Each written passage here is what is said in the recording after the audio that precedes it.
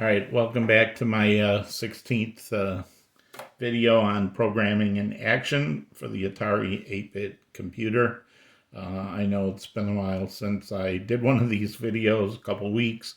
It's a combination of the holidays. I lost my internet for a week, and I had a mishap with my SD card that caused me to lose a lot of files, but most of that all's been remedied, so time for another video. Tonight, the main topic of tonight's video, after spending a lot of the past few videos showing how to put graphics on a text screen by redefining characters, tonight we're going to talk about the opposite, which is how to put text characters on a graphics screen. We're going to do that in Graphics 8 with Graphics 0 characters. But before I end, we're also going to talk a bit about string handling in action, how to deal with strings, because I don't think I've talked really about strings at all yet. So those are the two things I need to cover. But there's a couple short things I want to show, just things I thought of that would be cool to show, in the time I was off not doing videos. So this screen here is a title screen for our dog park game, and it's a mix of Graphics 1 and Graphics 2 that we did with a custom display, the custom display list. And the one thing I wanted to show is when we're on that title screen and we're printing the strings on the screen for the game in the different colors, we're using an action library routine called print.de, which is print to a device with an end of line. This one here is print to a device without an end of line, so the cursor will stay at the end of the line, not move to the next line.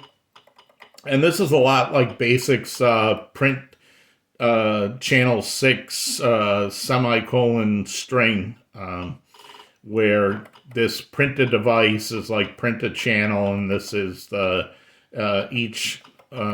this method, the print.de method, takes two arguments: the channel you want to write to and the string you want to write to that channel. But Action actually has some built-in variables. One of them we're using here called color. They have a built-in variable. It's a byte variable that we don't have to define. And another byte variable that they have built into the action library is called device.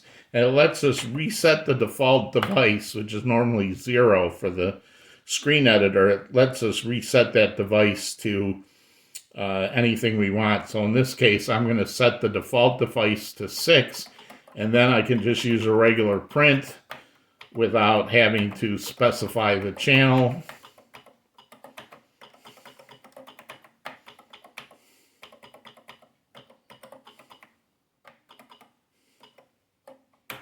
So I can just use regular prints and print ease. And then, of course, when I'm all done, all right, I want to make sure I set it back to 0. Always clean up when you're done. But you can see that, so you can see that this will do that same thing. So using device to reset the device to 6, and then I can just print to the regular print statements. They'll go to whatever channel I want until I change the device to something else. So that's one thing I wanted to show.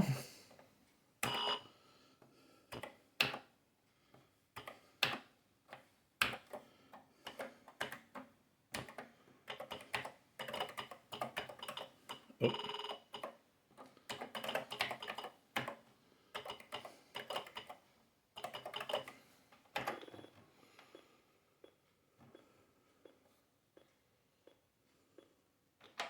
All right, this is a display list interrupt demo we did in video 15. Right, that changes the character set twice and changes the colors twice. And I just wanted to, one thing I wanted to show about this is very minor, but kind of cool. It's just like here, I have a procedure that calls a machine language subroutine built into the operating system, the CIO subroutine in the operating system. You notice it doesn't have a return because this routine itself has a return from subroutine at the end. Same thing with any interrupts you write in action. As long as the interrupt ends with a RTI, which is return from interrupt, then you don't need this return at the end either. I always put it there just because it's good programming practice for me, I think, to make sure you always put a return at your end of your procedures, but you don't need it. So if I compile this and run it, it will still work the same. So that's the other little trick I wanted to show, that interrupts don't need a return at the end. And now we'll get on to the main thing I wanted to talk about tonight. So I reached out to the guys on the Atari 8-bit programming YouTube or Facebook group. Sorry, Facebook group. Now there's a Discord that Peter's running, by the way. If you go to that Facebook group, you can't miss the links for the Discord channel, so that's pretty cool too.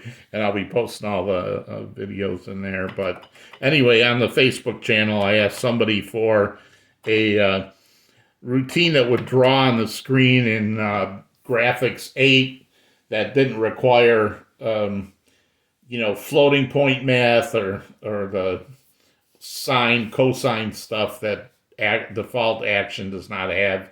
And Mark Miller, thanks Mark, gave me this little thing. He has a YouTube video that shows this in Atari Basic. I will include the link to his YouTube video that shows this in Basic in the description below this video.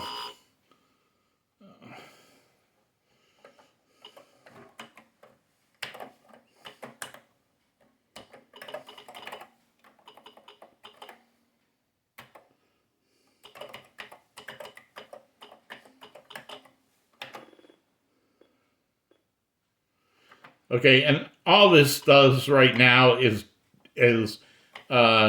just Mark's drawing routine. I'm not gonna step through it. You can go watch his video, and the point is not to actually show how to draw on Graphics 8 screen, but I'll also include the listing on the GitHub when I update the GitHub, so you can see the main thing that we want to do is write text on the screen. But I'll just show you what it looks like.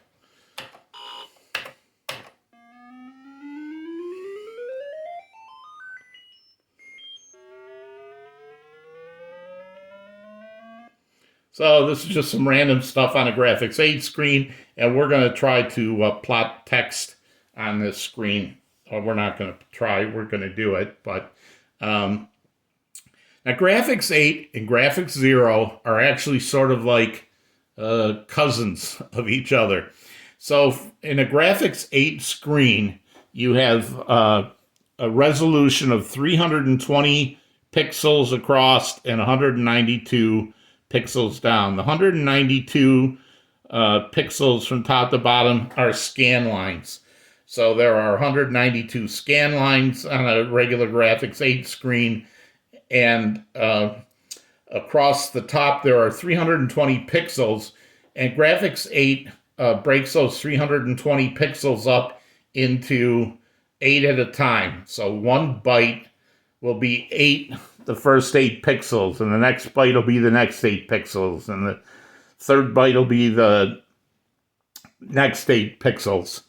And if a pixel's on, it's drawn. If the pixel's off, it's the background. So that's like Graphics 0, the text mode. So there are actually 40 bytes across. So there's 8 bits in each byte and 40 bytes. So 8 times 40 is 320. So that's where the 320 comes from. And actually, Graphics 0 has the same resolution across the 320 pixels, even though you only have 40. I got so excited there. Live filming. Whee! Okay. So Graphics Zero, don't talk with your hands. Graphics Zero also has a resolution of 320 pixels because it has 40 characters across, and each character, the top scan line of each character has 8 bits in it, and if a pixel's on, it draws, and if it's off, it doesn't. So a graphics character in Graphics Zero has the same width as a byte in Graphics 8. It's just that it takes up 8 scan lines, but it uses 8 bytes to take up 8 scan lines, and it takes up 24 lines on the screen. So 8 scan lines times the 24 characters you have is 192 top to bottom. So actually Graphics Zero has the same resolution as Graphics 8. The only difference is we're plotting 64 bits at a time in Graphics Zero because we put a character on the screen. We're taking 8 bytes that are stacked up on top of each other for 8 scan lines, and whatever bits are turned on in there makes the character that we see on the screen. So Graphics 8, Graphics Zero, very similar. It's 40 bytes across for both, 40 bytes for Graphics 0, 40 bytes for Graphics 8. The only difference is that there are 24 rows in Graphics 0. So that's about 1K. 8 times 24 is about 24 times 40 is about 1K. And because Graphics 8 has 8 times the, 8 scan lines for each character, it takes 8 times as much memory as a Graphics 0 screen. So a Graphics 8 screen takes about 8K of memory because it's got 192 times 40 bytes in memory. All right. So hopefully some of that made sense. So we talked in the past about how Graphics Zero actually, how the graphics modes in Antic work, in that when I give it a character to print on the screen, the Atari operating system will turn that a ASCII character into an internal code that the Antic will use as an offset into the character set memory to find the 8 bytes that make up the character, and it will read each of those 8 bytes and then stack them like pancakes, with the first byte going on the top and then each byte after it going underneath until it's got a thing of 8. So in Graphics Mode 0, that's all done for us by Antic in the operating system, the translating it into an internal code, finding out where that code is in the character set memory, and then finding out where it's going to go on the screen based on the column and row. So that's what we're going to try to duplicate here. And we're just going to create a function or a procedure. And we're going to give it 3 parameters, an X parameter, a Y parameter,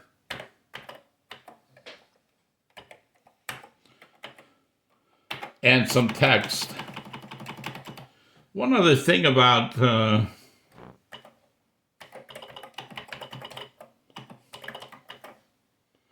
so this is what our thing is going to take as inputs, and it's going to plot this on the screen. One thing about action that's different than basic and is like logo in the sense is that the end of a line does not specify the end of code. So you could actually write, you can write like this in action and it'll all work. It knows that this procedure starts with a paren and ends with a paren, and will give you errors if you don't have it.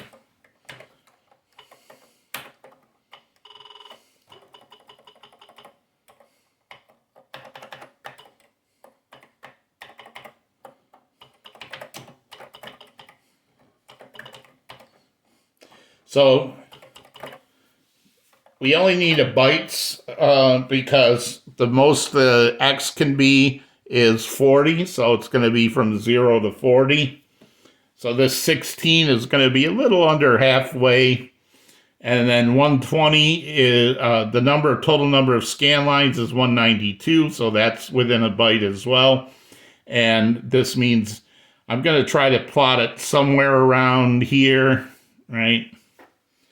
So X and Y and strings. Strings in action are byte arrays.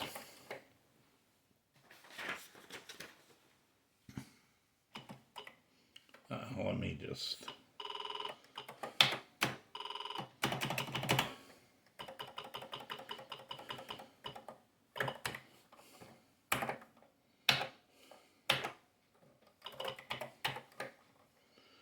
Now, we're going to need a couple things. We're going to need to know, we're going to need the address of the character set to go find the bytes for the characters that we want to draw on the screen. And we need the address of screen memory so that we know where to put the characters. So for the character set, we're just going to use the default character set. So I know this address ahead, so I can just use it as a define. For screen memory,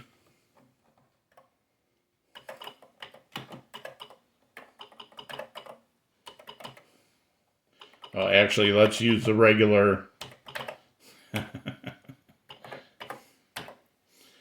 All right, so that's right. That's a shadow for screen control. So those are the two addresses that we really need. We need where is the character set and where is screen memory.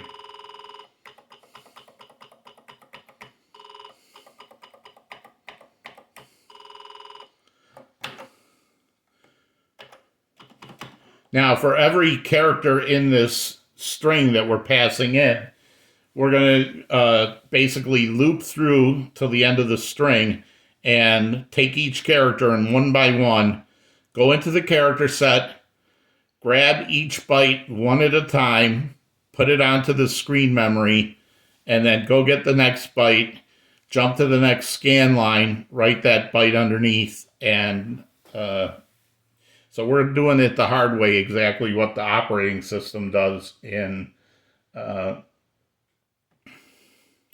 Graphics 0. So we're going to need something to capture the length of a string. And we're going to need to know, we're going to need a card variable to hold where the location of the actual character that we want to find is and where the actual location of screen memory that we want to find.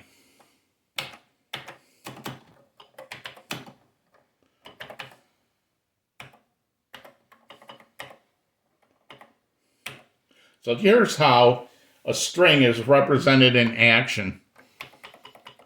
A string is represented in action as a byte array where the first element of the byte array is the length of the string. So this string is 1, 2, 3, 4, 5, 6, 7, 8, 9, 10, 12, 13, 14, 15, 16, 17, 18. So there's a byte array. This byte array text is going to have the value 18. And since we don't want to start with the length byte, we skip over the first one. So we're going to say for length equals 1, 2. So for 1, so we want to go from the first character to the 18th character.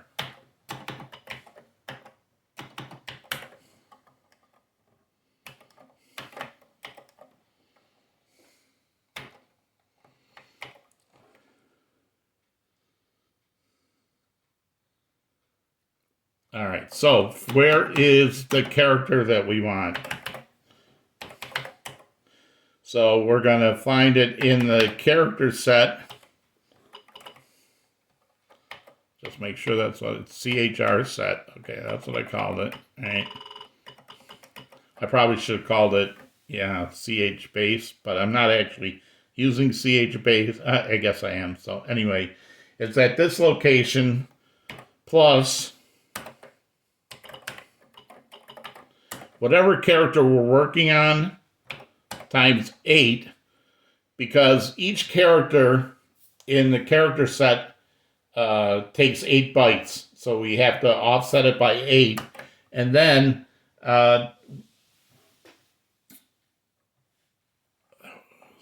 that's where the character is. So like if I want character 32 in the character set, I need to go to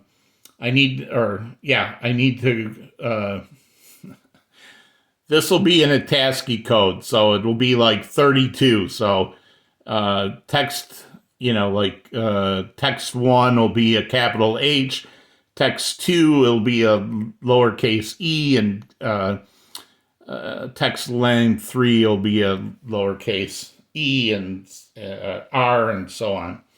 So then we're going to say whatever that ASCII code is times 8 into the character set. And screen memory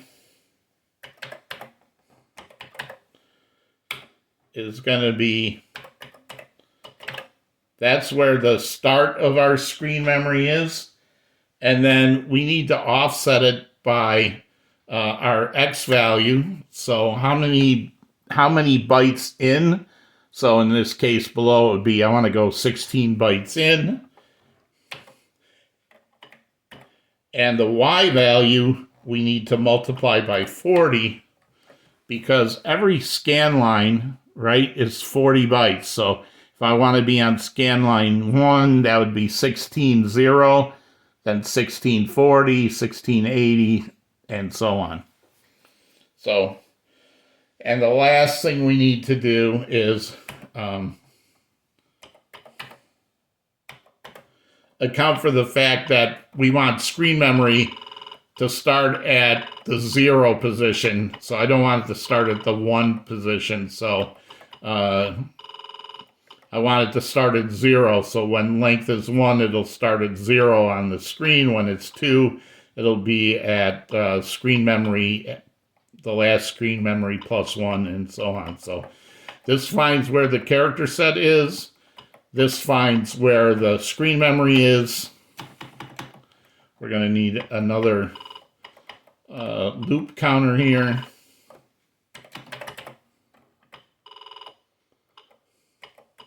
Because each character is made up of 8 bytes. And these we do want to start at 0.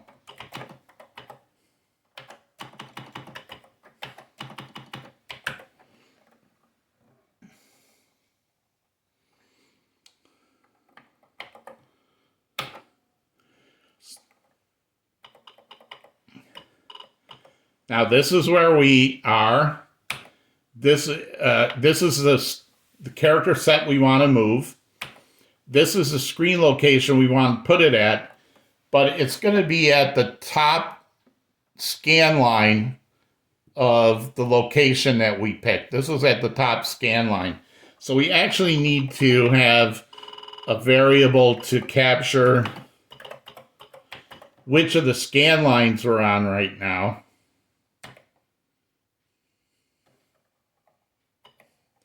And let's just put another,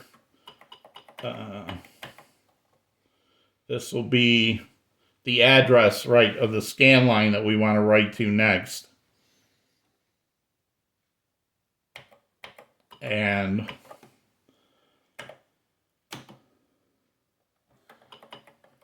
similarly, we need the address of the byte in the character that we want to copy. So we're just going to say, because the characters are made up the same way, right? For each line of the character, each byte in the character set is going to be a line. So we're going to need to know which of the bytes in the character that we're looking. So this tells us the starting location for the character and the starting location for the screen. And these will be temporary variables that will hold the exact place on the screen that we want to do.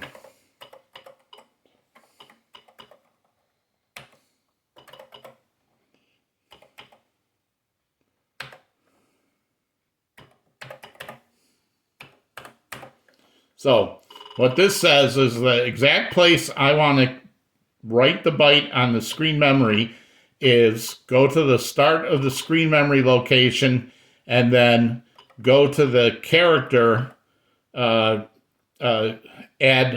what if I'm on the first, the top byte, use 0. If I'm on the 7th byte, use 7.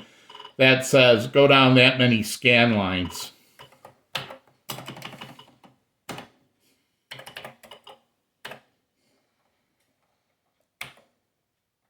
Sorry.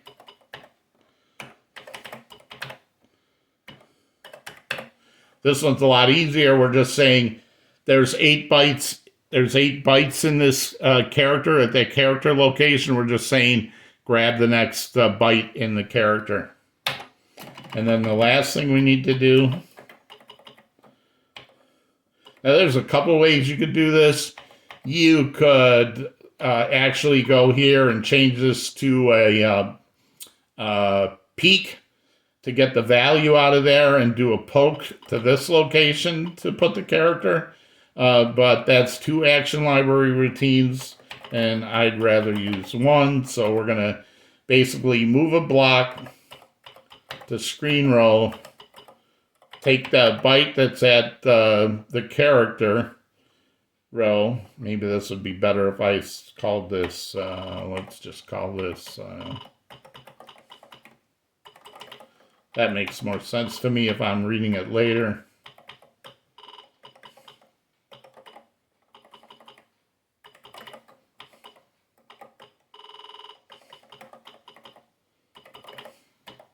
And we're going to copy 1 byte. That's it.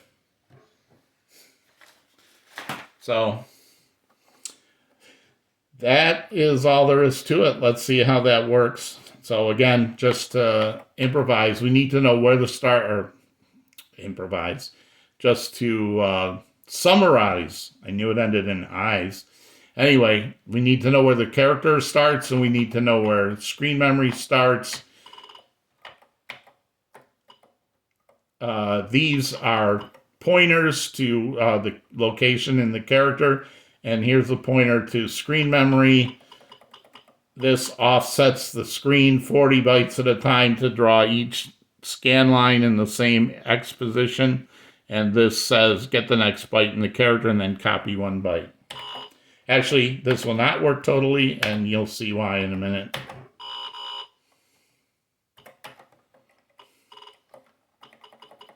Didn't I call this? Yep. Action, I love your checking. Oh. Yeah, I guess I could change it here too.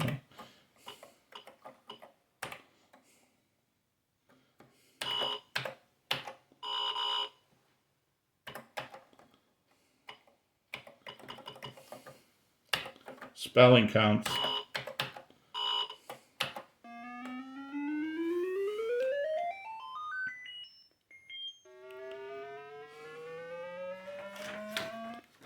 Oh, so some of that text looks right, some of it doesn't. Why is that? I knew this wouldn't work, but let me just explain why. That's because it's using the ASCII code instead of the internal code. If you remember back from 4 or 5 videos, we talked about how in the internal memory of the character set, It's broken up into 4 rows of 32 32 characters. The top is all the control characters. The next one is the punctuation and numbers.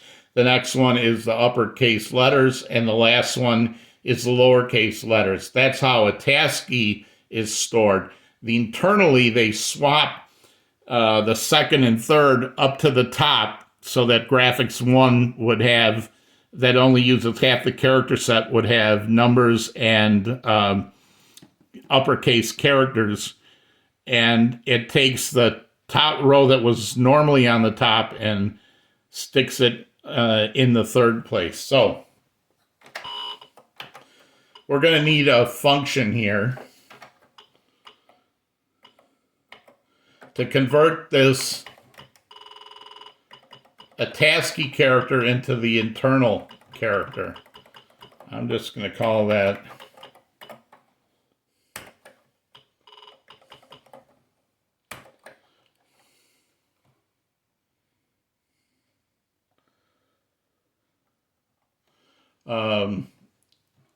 internal character. That's what I'm going to call it. And that's actually going to be a function, which we haven't done too many before. We're going to do one here. It's going to be a byte function because it's going to return a number between 0 and 128. It's going to take a byte.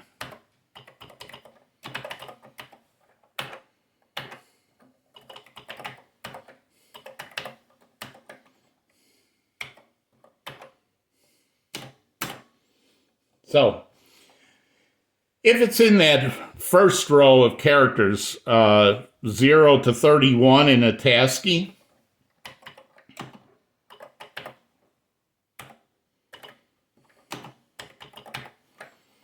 then we need to move it to the third row.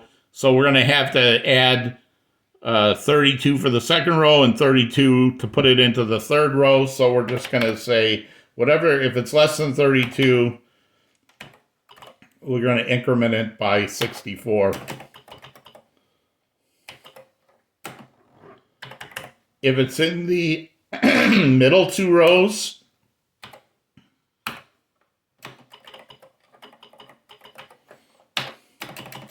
then we need to move it up by 32 bytes.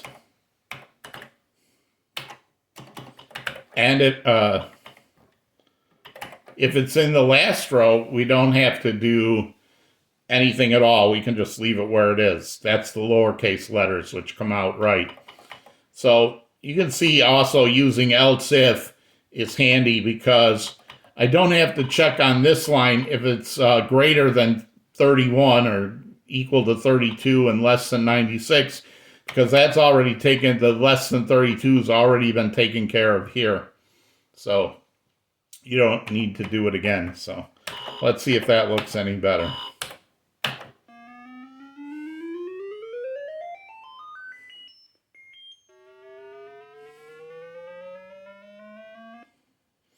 And there we go. But there's one more thing I want to show before I close this video out. The nice thing about plotting text onto a graphics screen as opposed to plotting text on a text screen where you're limited to your 40 across and 24 down is that I can actually draw these characters anywhere. So we're going to actually add a new parameter to this that I'm going to called tilt, so we can draw the characters at an angle. And this is one of the few times I've used integer in the action programming. And if you'll remember, the reason I want to use integer is because it's only one of byte, card, and int that allows negative numbers. So, and in this case, I want to have positive tilt and I want to have negative tilt. Now I changed this method signature here, so I have to go down here and make sure I add it here so I don't get a compiler error.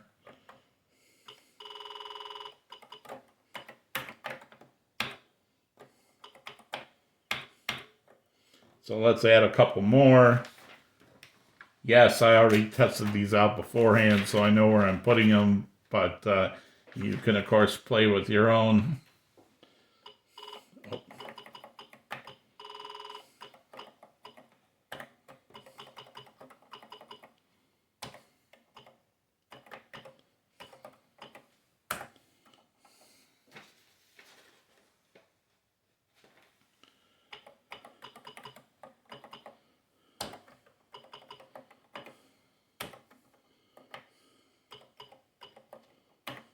So this one we're going to give a positive tilt of 3.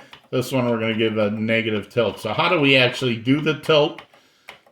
Well, what we're going to do here is, you'll notice we're resetting the screen location every time by Y. And the way this procedure is originally written now, Y comes in as a parameter and it never changes.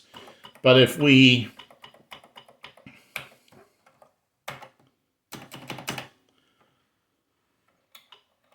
wow, my T key came off. All right.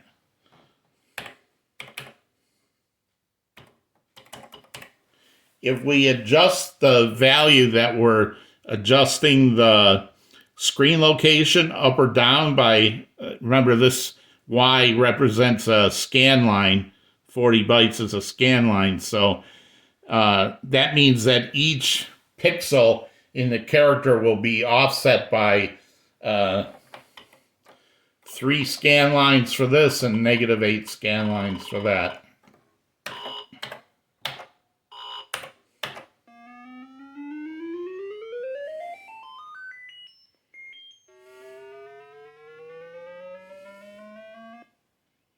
And there we have it. So that's how to plot text on a graphics 8 screen. I'm going to look into plotting. I want to see if there's a similar cousin to graphics 1 in a text in a graphics mode. I'm sure there is, and try to do that with colorful characters. So that's my project for next time. But I will upload this code. But again, this is a method to, and you can see it's not that long, just these lines here to write something like this. And that's how you do it. Hope you enjoyed this video. Thank you. Bye.